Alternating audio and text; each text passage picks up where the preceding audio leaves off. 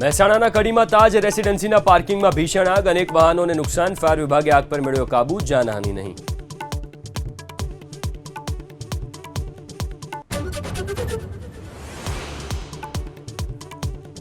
રાજકોટમાં સીજીએસટીનો અધિકારી લાંચ લેતા ઝડપાયો, કંપનીના વેરિફિકેશનના ફાઇનલ રિપોર્ટ માટે લાંચ માંગી હતી. 5,000ની લાંચ માંગવાનો ધર્મેન્દ્ર યાદવ પર આરોપ.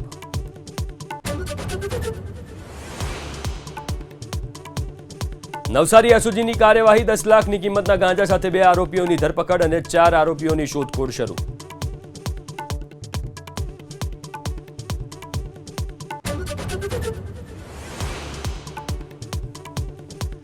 અમરેલીમાં સાવરકુંડલા જેસર સ્ટેટ હાઈવે પર કન્ટેનર સાઇટ પર ઉતરી જતા જામ, રોડ બ્લોક થતા વાહનોની લાઈન.